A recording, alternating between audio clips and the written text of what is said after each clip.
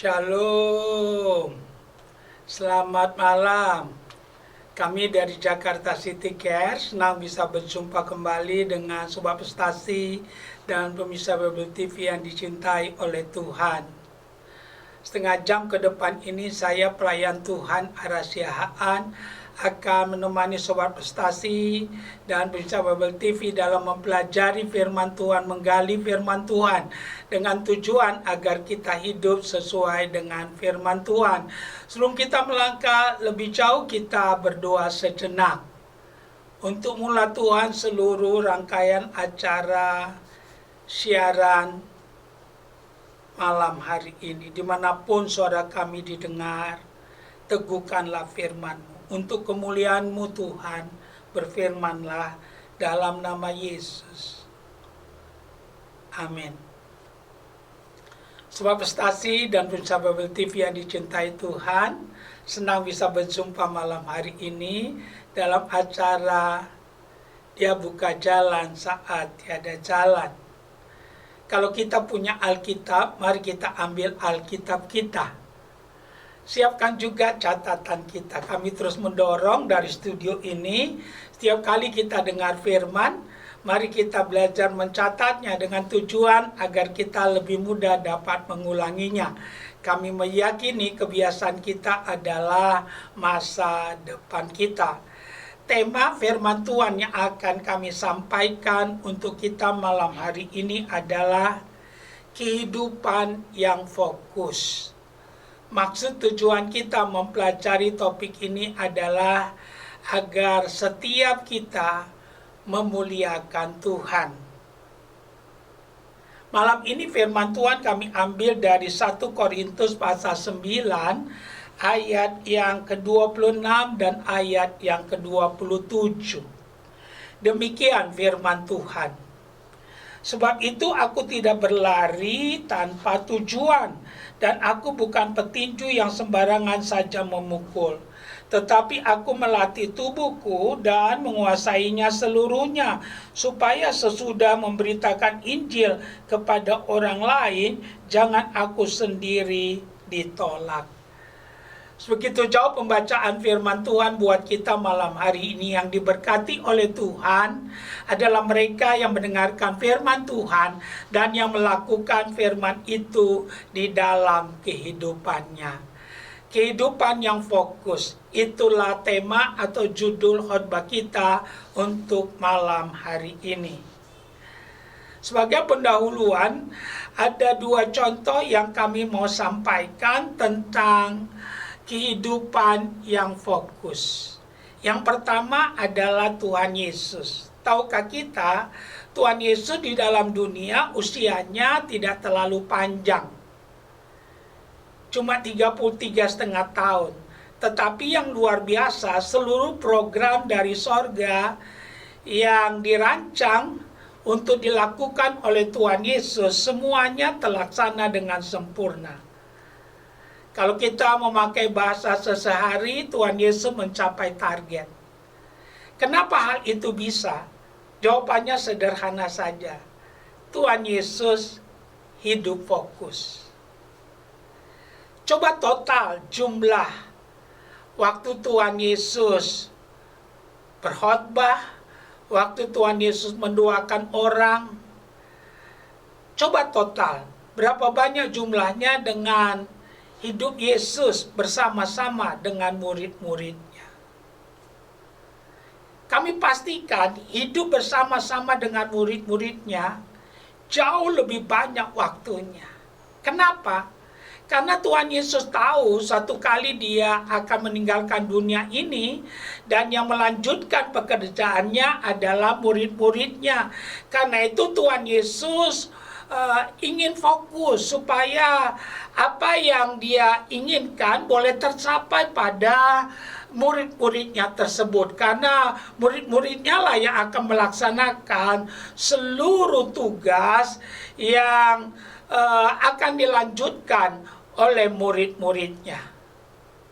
Haleluya. Jadi kami tegaskan, Tuhan Yesus hidupnya fokus. Yang kedua, kalau kita belajar Alkitab, yang kedua adalah Paulus. Paulus hidupnya fokus.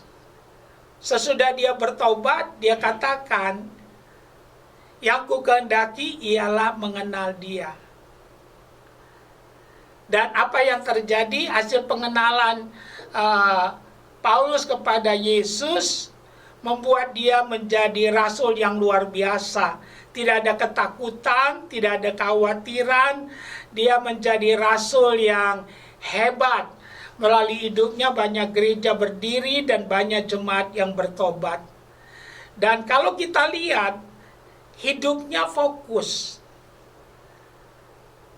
Mungkin kita berkata, dari mana Pak Ara tahu? Dari Alkitab. Bacalah Filipi pasal pertama ayat 22. Ya, Paulus berkata, kalau aku hidup tujuannya satu, bekerja untuk menghasilkan buah. Jadi jelas, ada fokus. Jadi fokus itu luar biasa. Karena itu tema ini jadi penting.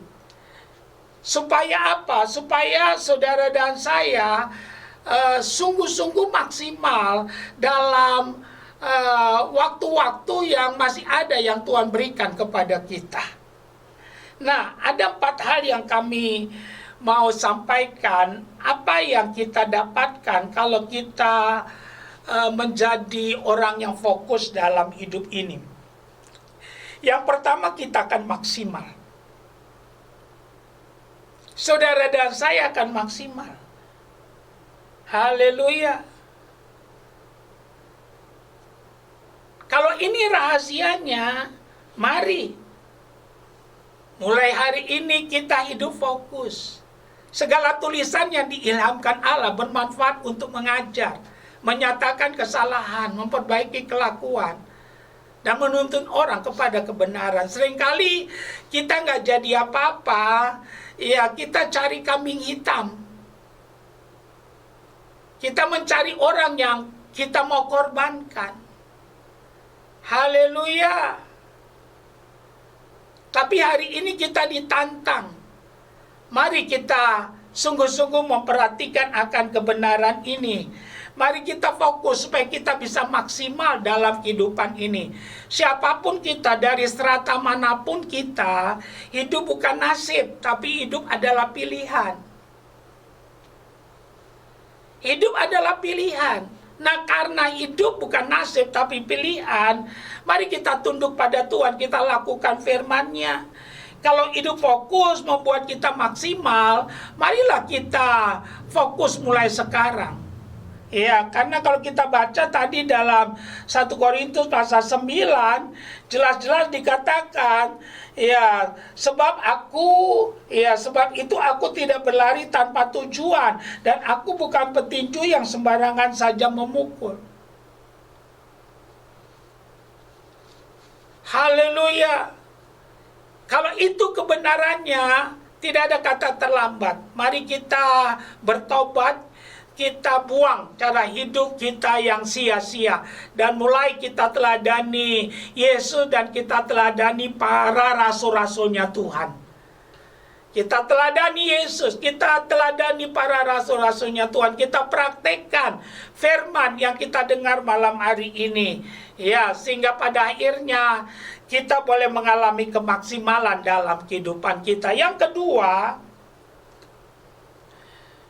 hidup yang fokus yang akan kita dapatkan, kita akan dewasa dalam iman.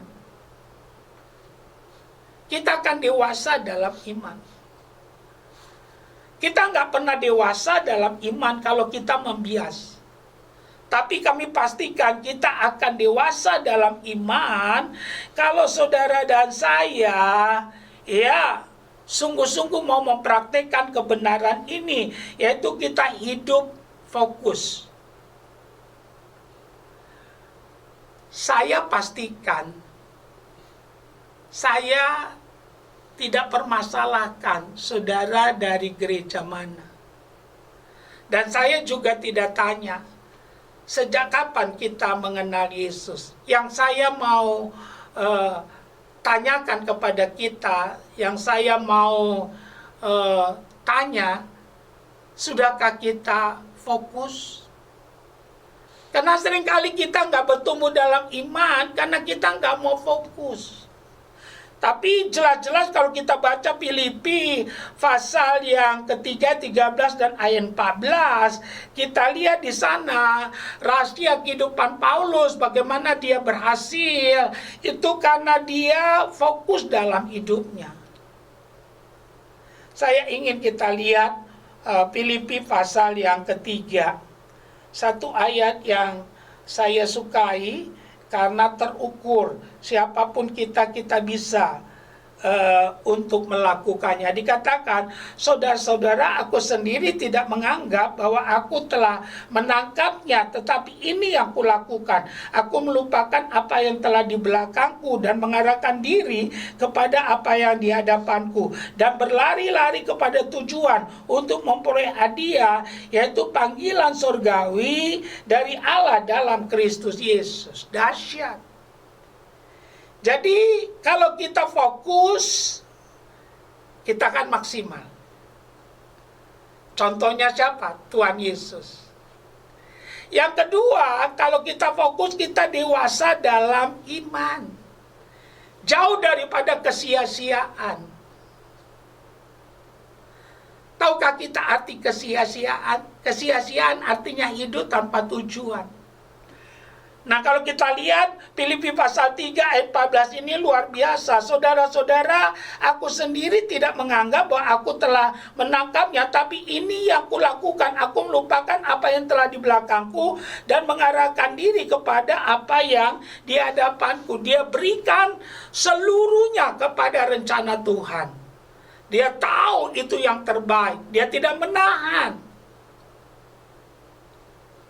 Kami berdoa biar Roh Kudus menerangkan lebih dalam tentang kebenaran ini, sehingga hidup kita sungguh-sungguh maksimal dan hidup kita sungguh-sungguh dewasa dalam iman. Yang ketiga, kalau kita hidup fokus, ya, membuat hidup kita jadi berbeda. Apa artinya berbeda? Berbeda bukan aneh-aneh. Berbeda artinya menjadi kesaksian. Haleluya. Menjadi kesaksian. Banyak kali kita nggak bisa menjadi kesaksian. Karena hidup kita sama dengan dunia. Tapi kalau kita fokus, membuat hidup kita jadi berbeda, menjadi kesaksian. Haleluya. Kami percaya di dalam dunia ini nggak ada orang bodoh. Yang ada orang punya kapasitas. Untuk berhasil, bukan kapasitasnya harus besar, kecil juga bisa. Asalkan tekun. Jadi kami mau katakan, hidup yang fokus membuat kita berbeda. Berbeda artinya apa? Menjadi kesaksian. Nama Tuhan dipermuliakan, bukan mempermalukan. Tadi kami katakan, kalau kita nggak bisa jadi solusi, kita jangan jadi polusi. Banyak kali kita jadi polusi. Haleluya. Jadi pengganggu. Jadi pembuat masalah. Tapi hari ini kita bertobat.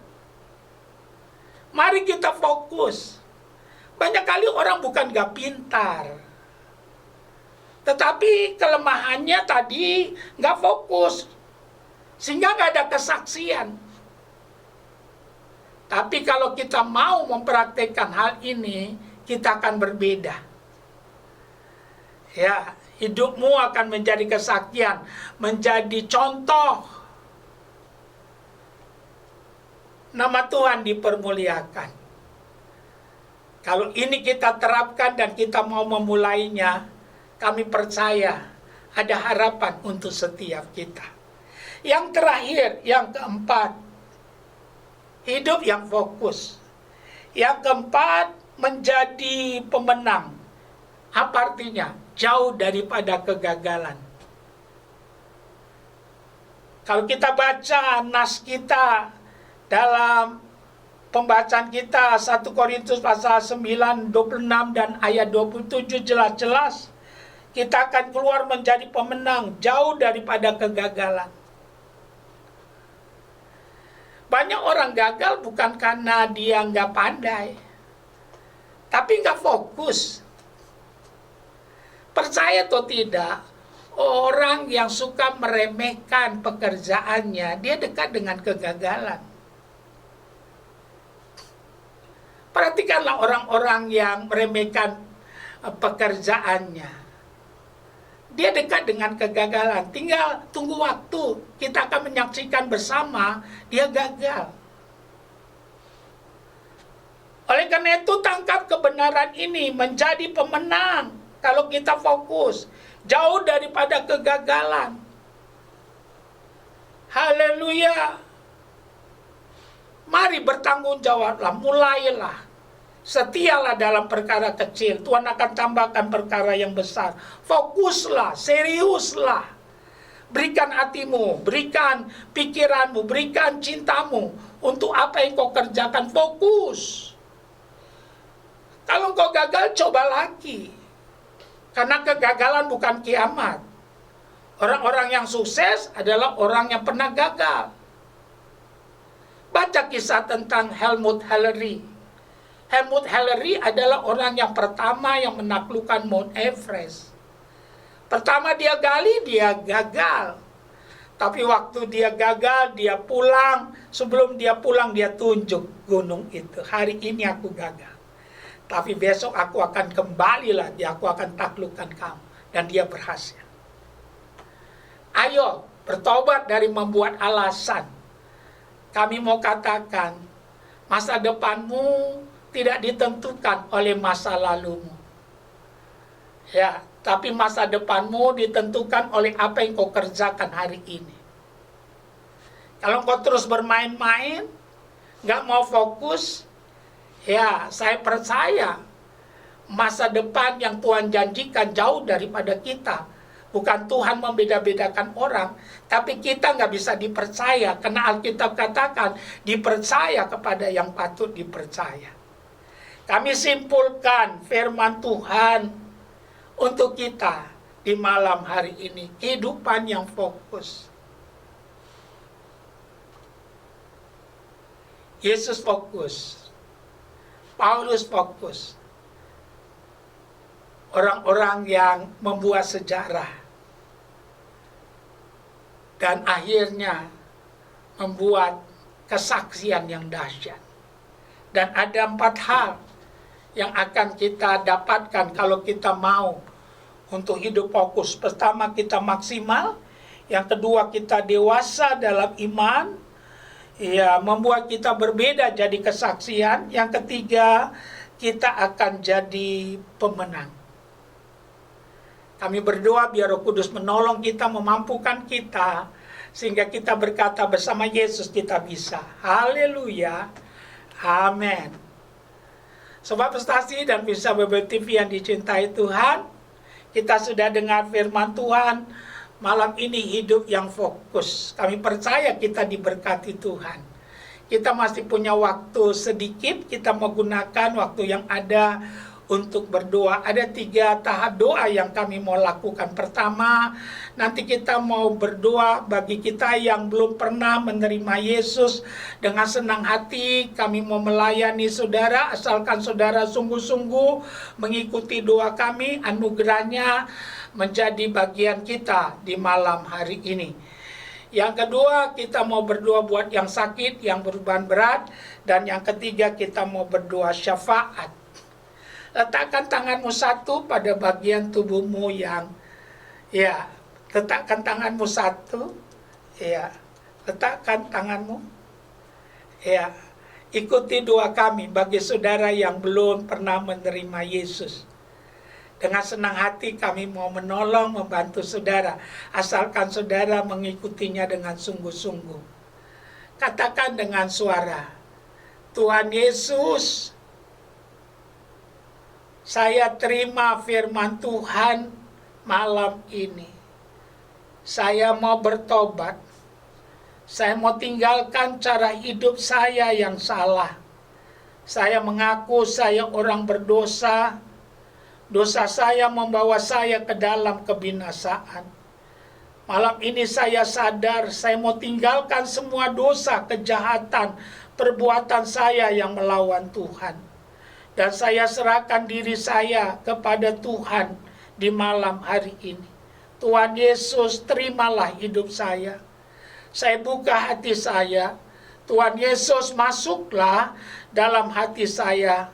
Saya menerima malam ini Yesus Kristus menjadi Tuhan dan Juru Selamat dalam kehidupan saya. Dalam nama Yesus. Kalau engkau sakit, letakkan tanganmu satu pada bagian tubuhmu yang sakit. Mungkin ginjalmu, mungkin jantungmu, ya apa saja. Ya, kalau engkau percaya lakukan, jangan lakukan kalau engkau tidak percaya. Yesus berkata, oleh belu-belunya kita disembuhkan. Mari kita berdoa. Letakkan tanganmu bagi Sobat Prestasi dan Pemirsa Bible TV. Kita berdoa.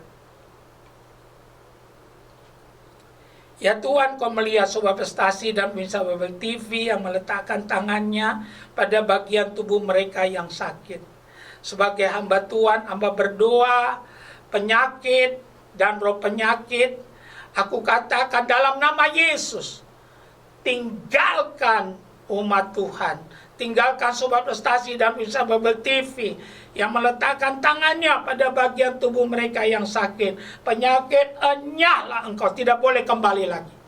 Oleh belu-belu Tuhan Yesus, jadilah sembuh dalam nama Yesus. Kalau engkau punya beban berat, Yesus berkata, marilah kepadaku, hai kamu yang letih lesu dan beban berat, Tuhan berjanji akan memberikan kelegaan. Mari kita letakkan kedua belah tangan kita di dada kita. Kita berdoa. Ya Tuhan, engkau melihat Sobat Prestasi dan Pemirsa Bible TV yang punya beban berat. Kau berkata, marilah kepadaku, hai kamu yang letih lesu dan beban berat. Engkau berjanji Tuhan memberikan kelegaan. Sebagai hamba Tuhan, hamba berdoa di dalam nama Yesus. Terbuka jalan, Tuhan meratakan gunung menimbun lembah, membuka pintu-pintu yang tertutup. Aku berdoa langit tembaga berlalu, awan gelap berlalu, terang Tuhan bercahaya, hujan berkat turun. Tuhan merubah padang gurun jadi taman Eden dalam kehidupanmu. Ada mata air yang baru yang Tuhan berikan. Aku berdoa sejahtera Tuhan turun atas hidupmu. Kami mau berdoa syafaat untuk Indonesia, dari Aceh sampai Papua, dari Sangir sampai Kupang. Shalom Tuhan turun atas Indonesia. Turunkan hujan pertobatan. Diberkatilah penduduknya, mata pencarian penduduknya, dan pemerintahannya. Bebaskanlah Indonesia dari virus corona ya Tuhan. Biarlah yang sembuh semakin banyak, semakin banyak, semakin banyak. Yang kena semakin sedikit, akhirnya bebas. Tuhan kau berkuasa melakukannya. Kami mengimani hal itu terjadi di negeri kami ini. Berkati kota kami Jakarta, jauhkan dari gempa bumi, malapetaka, tsunami, dari hal-hal yang buruk. Berkati gereja Tuhan, jadikan jadi suara bukan jadi gema. Biar ada suara kenabian yang keluar dari gereja Tuhan. Hamba-hamba Tuhan yang sudah jatuh bangkitkan, yang sudah jauh kembalikan. Urapan double porsi turun atas hamba-hamba Tuhan. Dipakai dengan tanda-tanda heran, mujizat Tuhan terjadi. Lindungi keluarga. Kami berdoa dimanapun suara kami didengar. Berkati mereka di LP, di rumah sakit, di jalan yang menyaksikan acara ini. Limpahkan rahmat, anugerah, kekuatan, perlindungan bagi setiap kami yang mendengarkannya. Kami berdoa buat Panorama MGK, partner kami dalam pelayanan di tempat ini. Engkau memberkatinya. Terima kasih Bapa, segala kepujian untuk Tuhan dalam nama Yesus. Haleluya. Amin.